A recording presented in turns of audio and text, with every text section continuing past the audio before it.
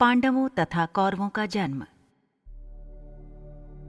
एक बार राजा पांडु अपनी दोनों पत्नियों कुंती तथा माद्री के साथ आखेट के लिए वन में गए। वहां उन्हें एक मृग का मैथुन रथ जोड़ा दृष्टिगत हुआ। पांडु ने तत्काल अपने बाण से उस मृग को घायल कर दिया। मरते हुए मृग ने पांडु को शाप दिया, राजन, तुम्हारे समान क्रूर पुरुष इस संसार में कोई भी नहीं होगा। तूने मुझे मैथुन के समय बाण मारा है, अतः जब कभी भी तू मैथुन रथ होगा, तेरी मृत्यु हो जाएगी। इस शाप से पांडु अत्यंत दुखी हुए और अपनी रानियों से बोले, हे देवियों, अब मैं अपनी समस्त वासनाओं का त्याग करके इस वन में ही रहूंगा। तुम लोग हस्तिनापुर लौट जाओ।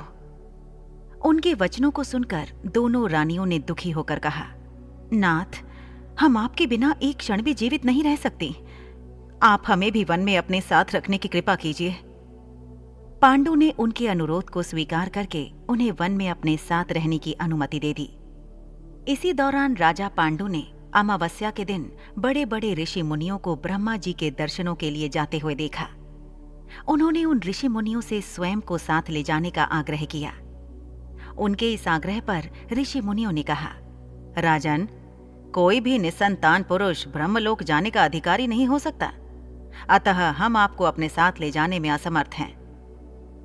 ऋषि मुनियों की बात सुनकर पांडु अपनी पत्नी से बोले, हे कुंती, मेरा जन्म लेना ही वृथा हो रहा है, क्योंकि संतानहीन व्यक्ति पितृ ऋण, ऋषि ऋण, देव ऋण तथा मनुष्य ऋण से मुक्ति नहीं पा सकता।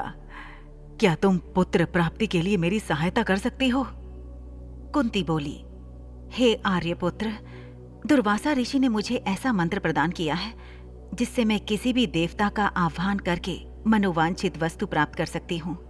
आप आज्ञा करें, मैं किस देवता को बुलाऊं? इस पर पांडु ने धर्म को आमंत्रित करने का आदेश दिया। धर्म ने कुंती को पुत्र प्रदान किया, जिसका नाम युधिष्ठिर रखा गया। कालांतर में पांडु ने कुंती को पुनः 2 बार वायुदेव तथा इंद्रदेव को आमंत्रित करने की आज्ञा दी। वायुदेव से भीम तथा इंद्र से अर्जुन की उत्पत्ति हुई। तत्पश्चात पांडु की आज्ञा से कुंती ने माद्री को उस मंत्र की दीक्षा दी। माद्री ने अश्विनी कुमारों को आमंत्रित किया और नकुल तथा सहदेव का जन्म हुआ। एक दिन राजा पांडु माद्री के साथ वन में सरिता के तट पर भ्रमण कर रहे थे। वातावरण अत्यंत रमणीक था और शीतल मंद सुगंधित वायु चल रही थी। सहसा वायु के झोंके से माद्री का वस्त्र उड़ गया। इससे पांडु का मन चंचल हो उठा और वे मैथुन में प्रवृत्त हुए ही थे कि शापवश उनकी मृत्यु हो गई। माद्री उनके साथ सती हो गई, किंतु पुत्रों के पालन पोषण के लिए कुंती हस्तिनापुर लौट आई। इधर युधिष्ठिर के जन्म होने पर धृतराष्ट्र की पत्नी गांधारी के हृदय में भी पुत्रवती होने की लालसा जागी। गांधारी ने वेदव्यास जी से पुत्रवती होने का वरदान प्राप्त किया।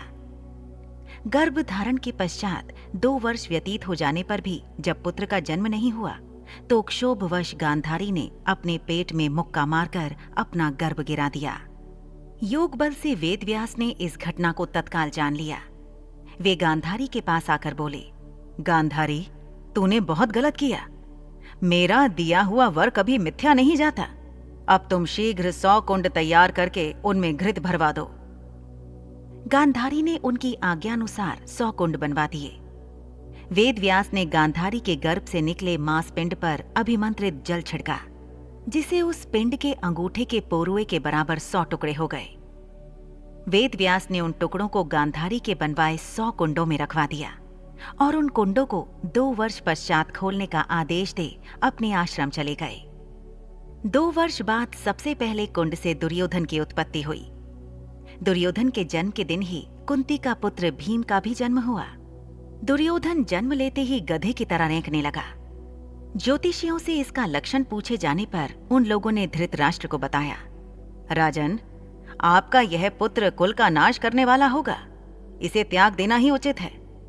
किंतु पुत्र मोह के कारण धृतराष्ट्र उसका त्याग नहीं कर सके।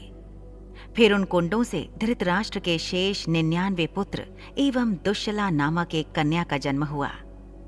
गांधारी गर्भ के समय धृतराष्ट्र की सेवा में असमर्थ हो गई थी, अतएव उनकी सेवा के लिए एक दासी रखी गई। धृतराष्ट्र के सहवास से उस दासी का भी युयुत्स नामक एक पुत्र हुआ। युवा होने पर सभी राजकुमारों का विवाह यथा योग्य कन्याओं से कर दिया गया। दुश्शला का विवाह जयद्रथ के साथ हुआ।